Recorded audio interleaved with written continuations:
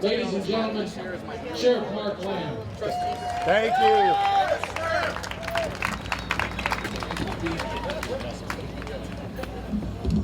I can't be contained to this podium here. Thank you guys so much, and I want to say thank you for the prayers for my family. It means so much to us. I've had so many of you come up to us, and I just want to say thank you from the bottom of our heart. Honestly, without our faith in God and Jesus Christ, and without the prayers of so many great people, this would have been too much to go through. So thank you so much. Quick question here. Who thinks this new wrist brace decision is garbage and unconstitutional?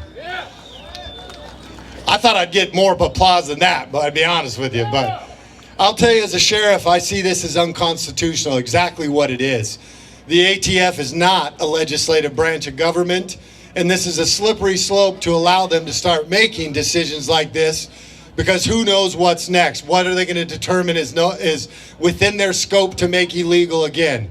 These are firearms bought legally by law-abiding citizens, and I'll tell you, as a sheriff, we're going to fight for that. We're going to fight for your right to maintain those.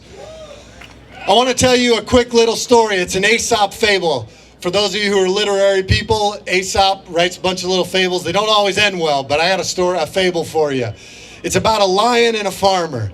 This lion falls in love with this farmer's daughter, and the farmer is very trepid about this because he's afraid of the lion's sharp teeth and the lion's claws.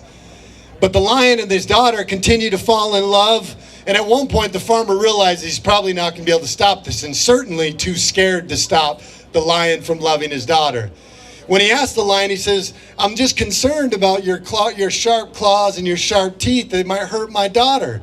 And the lion says, "No, my sharp teeth and my sharp claws will protect your daughter." In the end, the farmer decides he's going to allow this to happen. The lion is going to marry the daughter.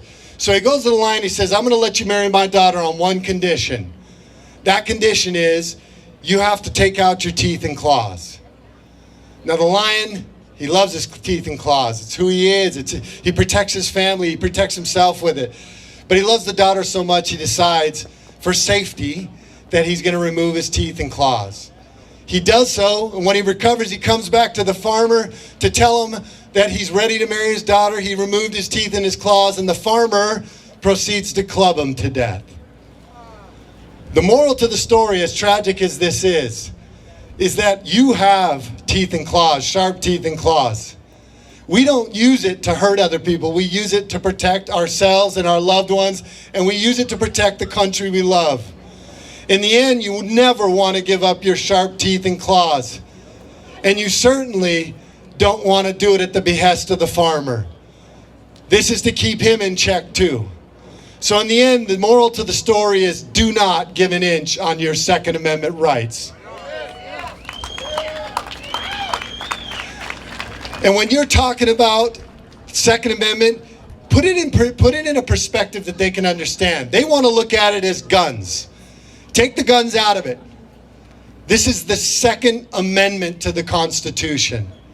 I wouldn't allow you to change the Second Amendment, just as I won't allow you to change the First Amendment. Your right to say what you believe. Your right to practice your religion. The freedom of the press. I wouldn't allow them to search your house without a search warrant, or to let the soldiers stay in your home.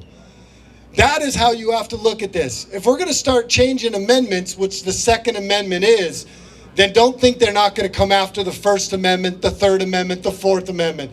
So take the guns out of it and look at it for what it is. It is an amendment to the Constitution. It is a protection that the Founding Fathers gave us to protect our God-given rights to freedom and to preserve that freedom. We have to uphold the Constitution, and we have to uphold the Second Amendment, because that's what protects it all.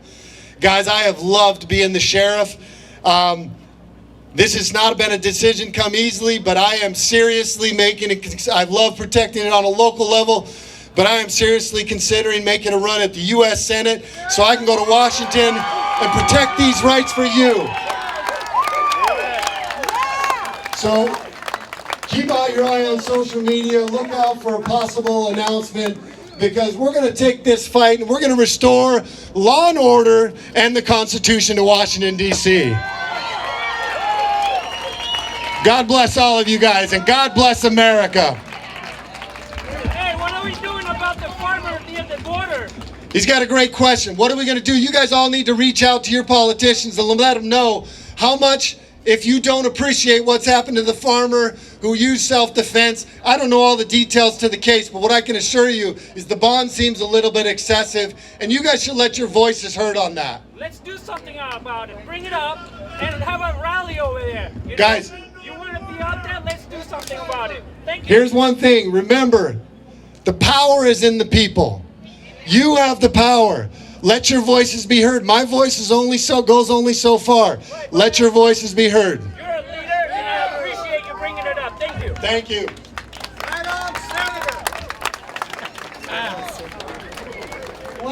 Well, who knew that announcement was going to come? That's fantastic. I love it.